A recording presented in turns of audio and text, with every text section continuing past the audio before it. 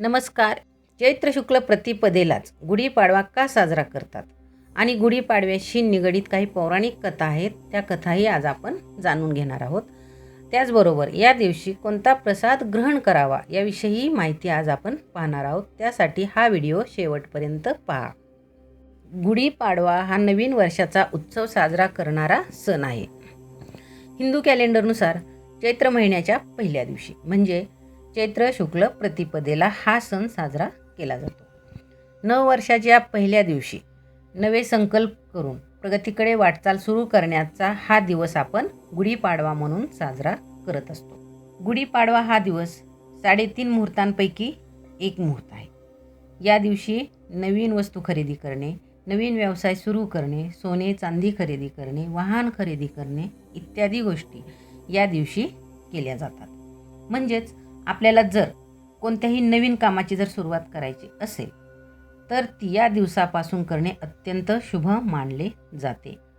हा दिवस म्हणजे शालिवाहन संवत्सराचा पहिला दिवस म्हणजेच गुढीपाडवा.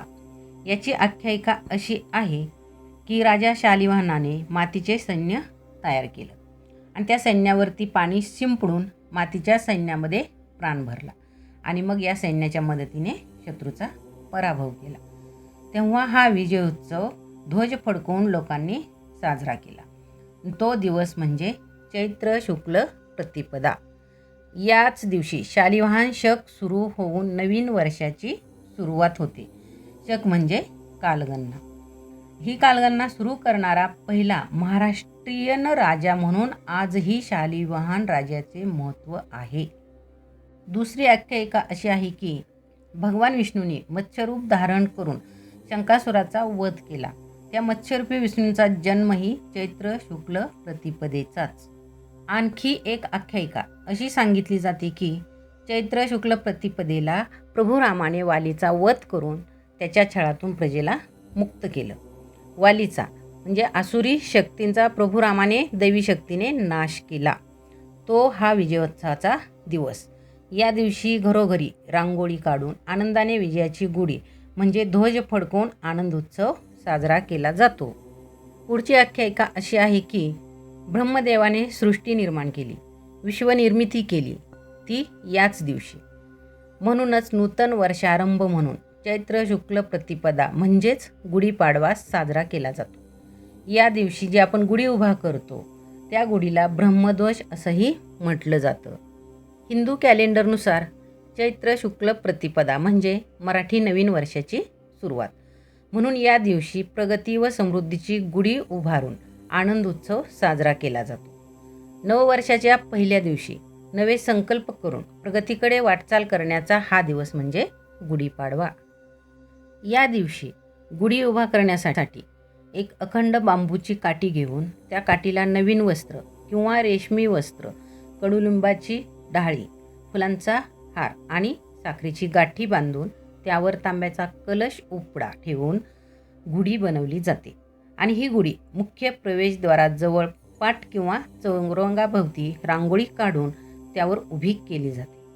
शक्यतो गुढी ही आपल्या घराच्या उंचीपेक्षा थोडी तरी उंच असावी.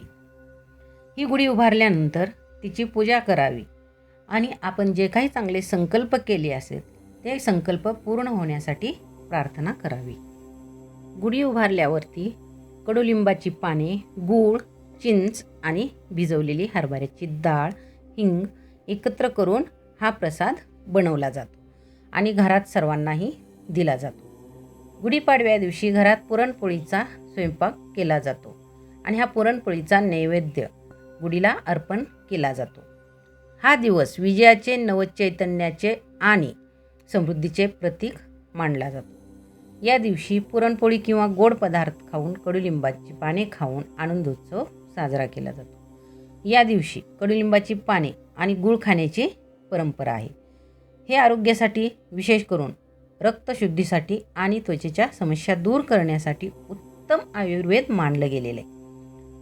हा सण वसंत ऋतूच्या आगमनाचे स्वागत करतो आणि निसर्गात चैतन्य घेऊन येतो. महाराष्ट्रात या सणाला खूप महत्त्व आहे. म्हणून चैत्र शुक्ल प्रतिपदेला नवीन वर्षाचं स्वागत हे गुढी उभारून संपूर्ण महाराष्ट्रामध्ये केलं जातं. गुढीपाडवा व मराठी नववर्षाच्या आपणा सर्वांना खूप खूप शुभेच्छा.